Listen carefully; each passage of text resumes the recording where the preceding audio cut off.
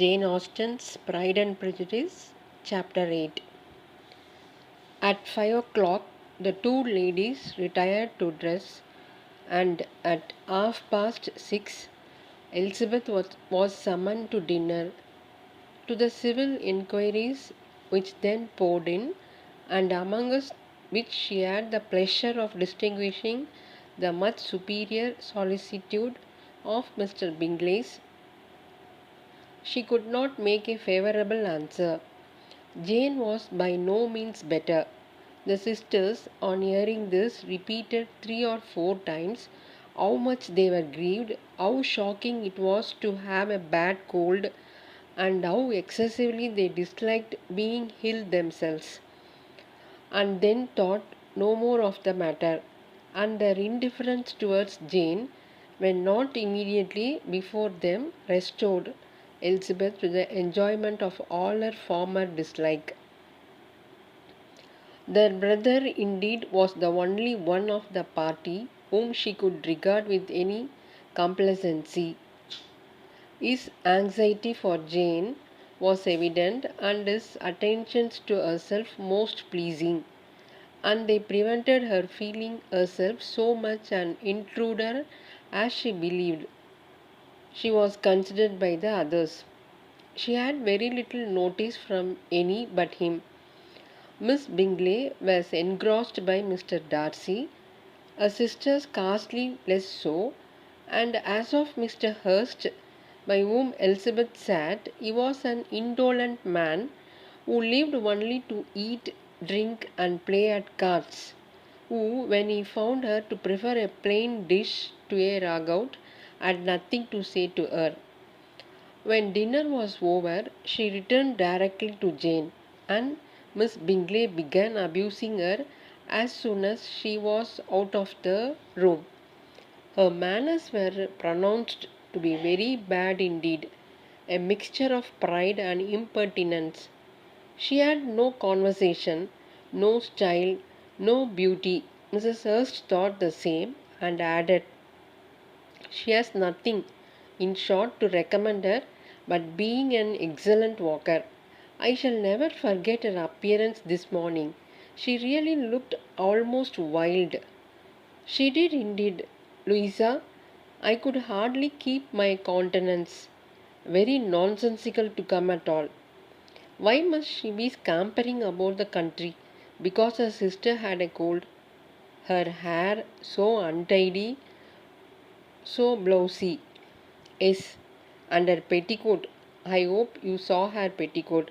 6 inches deep in mud, I am absolutely certain, and the gown which had been let down to hide it not doing its office." "Your picture may be very exact, Louisa," said Bingley, "but this was all lost upon me.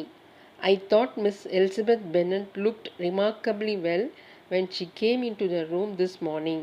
Her dirty petticoat quite escaped my notice." "You observed it, Mr. Darcy, I am sure," said Miss Bingley, "and I am inclined to think that you would not wish to see your sister make such an exhibition."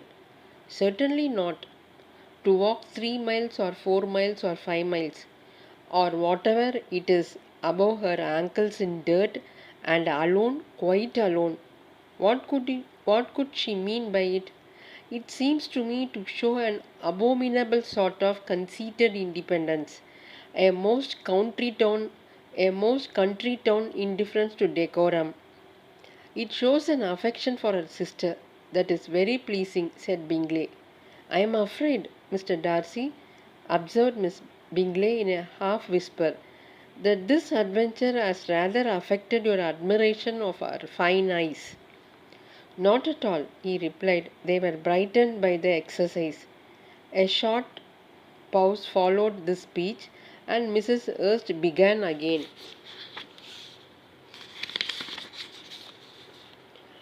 "I have an excessive regard for Miss Jane Bennet. She is really a very sweet girl, and I wish with all my heart she were well settled. But with such a father and mother, and such low connections, I am afraid there is no chance of it." I think I have heard you say that their uncle is an attorney in Meryton. Yes, and they have another who lives somewhere near Cheapside. That is capital, added her sister, and they both laughed heartily. If they had uncles enough to fill all Cheapside, cried Bingley, it would not make them one jot less agreeable. But it must very materially lessen the chance of marrying men of any consideration in the world, replied Darcy. To this speech, Bingley made no answer, but his sisters gave it their hearty assent, and indulged their mirth for some time at the expense of their dear friend's vulgar relations. With a renewal of tenderness, however, they returned to her room on leaving the dining parlour, and sat with her till summoned to coffee. She was still very poorly, and Elizabeth would not quit her at all till late in the evening, when she had the comfort of seeing her sleep, and when it seemed to her rather right than pleasant that she should go downstairs herself. On entering the drawing room, she found the old party at loo, and was immediately invited to join them. But suspecting them to be playing high, she declined it, and making her sister the excuse, said she would amuse herself for the short time she could stay below with a book. Mr. Hurst looked at her with astonishment. Do you prefer reading to cards? Said he. That is rather singular. Miss Elizabeth Bennet, said Miss Bingley, despises cards. She is a great reader and has no pleasure in anything else.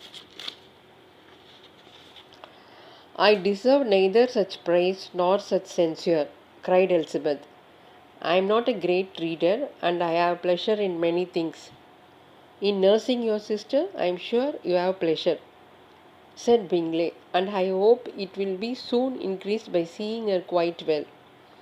Elizabeth thanked him from her heart, and then walked towards the table where a few books were lying. He immediately offered to fetch her others, all that his library afforded.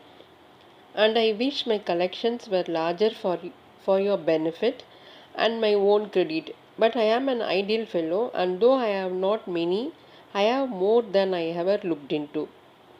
Elizabeth assured him that she could suit herself perfectly with those in the room.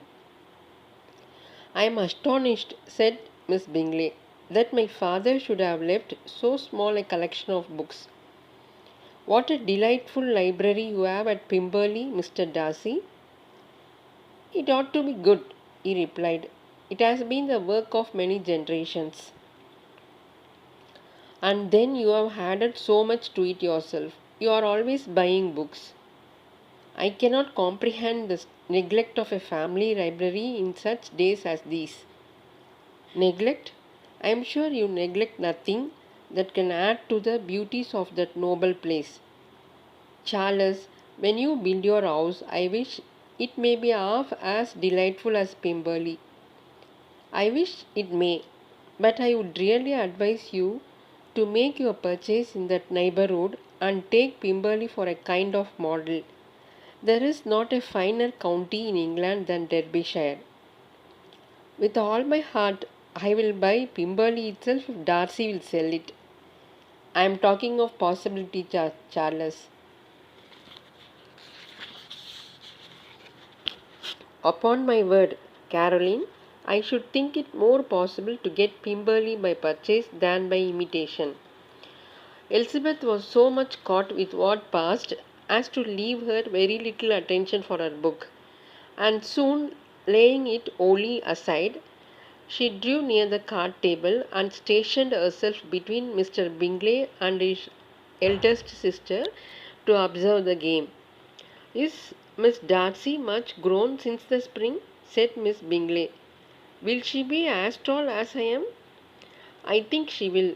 She is now about Miss Elizabeth Bennet's height, or rather taller.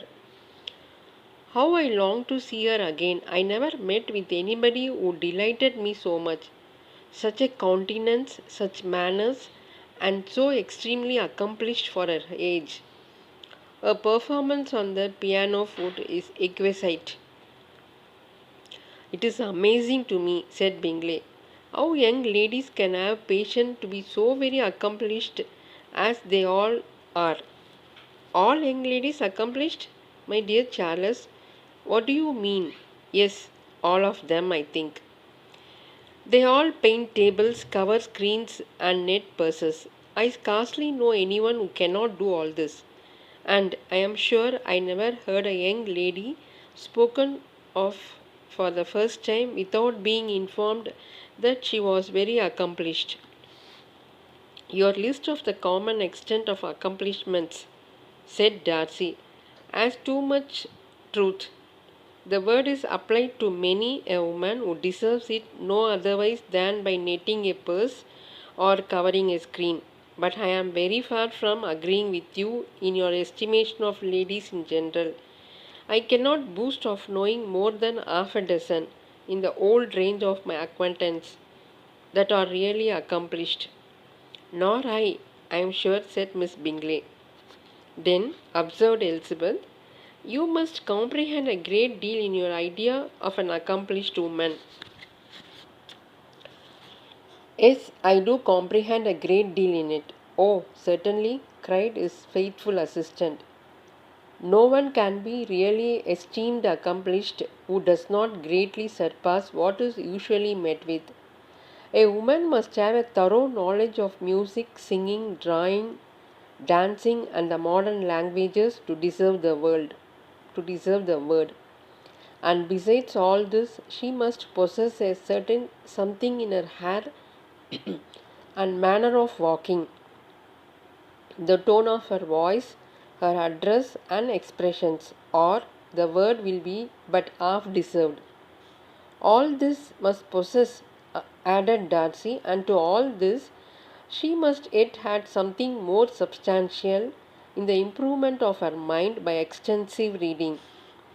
I am no longer surprised at your knowing only 6 accomplished women.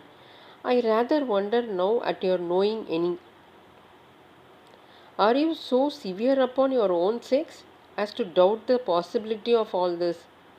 I never saw such a woman. I never saw such capacity and taste and application and elegance as you describe united. Mrs. Hurst and Miss Bingley both cried out against the injustice of her implied doubt, and were both protesting that they knew many women who answered this description. When Mr. Hurst called them to order, with bitter complaints of their inattention to what was going forward, as all conversation was thereby at an end, Elizabeth soon afterwards left the room. Elizabeth Bennet, said Miss Bingley, when the door was closed on her, is one of those young ladies who seek to recommend themselves to the other sex by undervaluing their own, and with many men, I dare say it succeeds. But in my opinion, it is a paltry device, a very mean art. Undoubtedly, replied Darcy, to whom this remark was chiefly addressed. There is a meanness in all the arts which ladies sometimes condescend to employ for captivation. Whatever bears affinity to cunning is despicable. Miss Bingley was not so entirely satisfied with this reply as to continue the subject. Elizabeth joined them again only to say that her sister was worse, and that she could not leave her. Bingley urged Mr. Jones being sent for immediately, while his sisters, convinced that no country advice could be of any service, recommended an express to town for one of the most eminent physicians.